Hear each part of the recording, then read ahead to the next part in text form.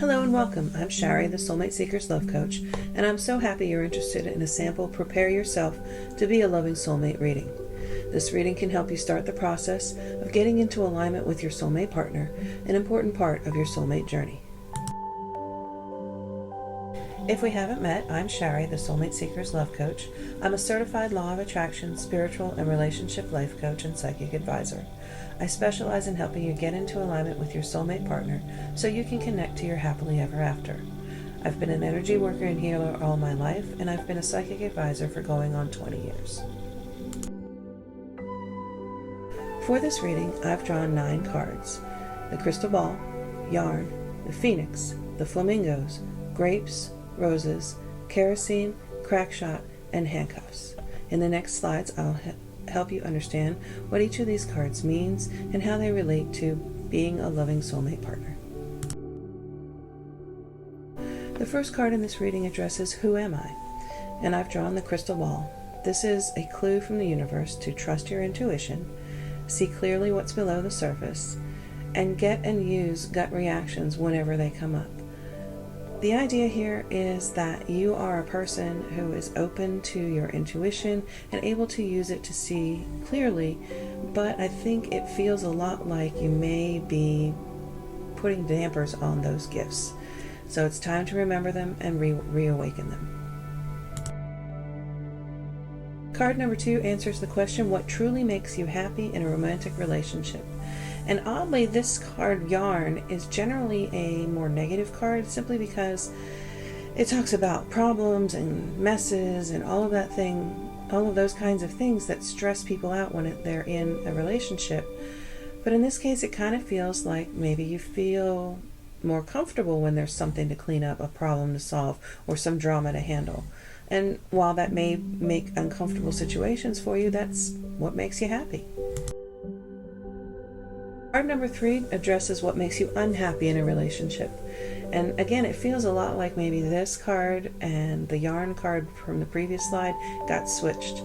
But the phoenix in this case says you're unhappy working with relationships where your partner is still recovering from past trauma, or approaching a relationship from the viewpoint that you're picking up the pieces of their past to fit them into something new that works for you. And those are things that you don't like in a relationship.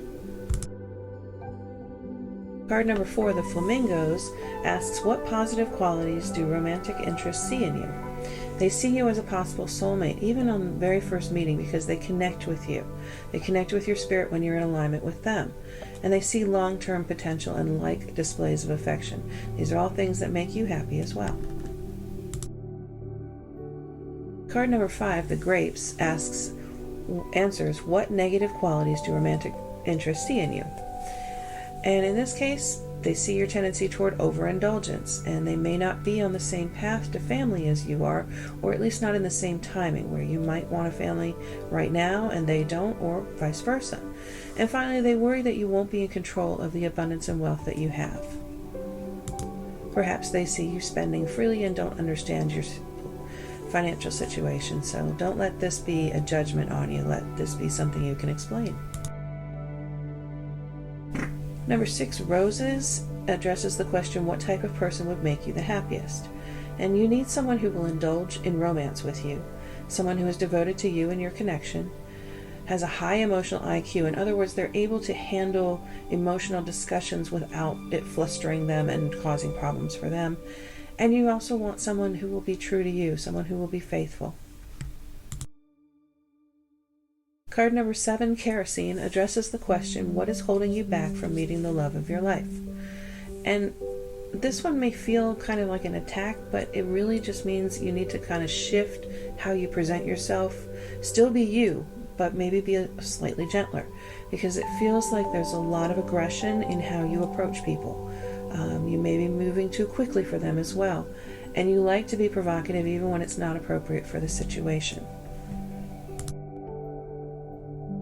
Card number 8, crackshot, addresses how can you break down that block, the one we just talked about. So remember that you don't have to prove to anyone how smart or accomplished you are. Guard against arrogance and your ego and possibly stepping on toes, and say what you mean, but try to take into account others' feelings before you speak. Like I said, be yourself, but try to be just a little gentler.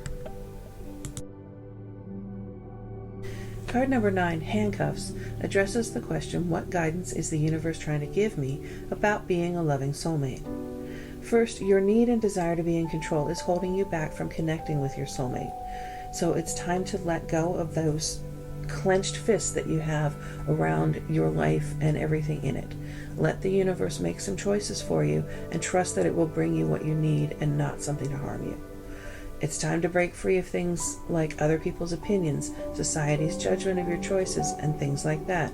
So whenever you feel attacked, take a deep breath and let it go, because their opinion of you doesn't matter. And finally, you are in control, and there's no reason for you to feel powerless, so take back your power.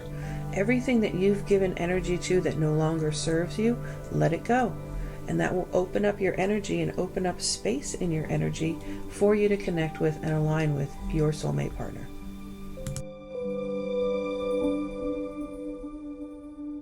Thank you so much for joining me for this sample reading. If you'd like to get this or any of the other Soulmate Journey readings done for you, please don't hesitate to order this reading for yourself on my Etsy shop.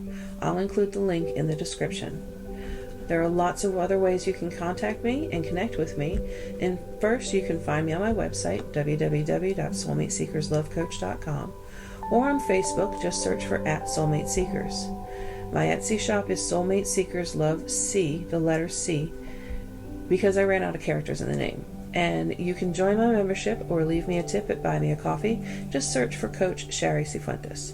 I also have a free group on Facebook that is for people who are on their soulmate journey, and you can connect with others like you and get information and insight from me. So I hope you'll join that as well. I do hope to hear from you soon, and I can't wait to get started working with you on your soulmate journey.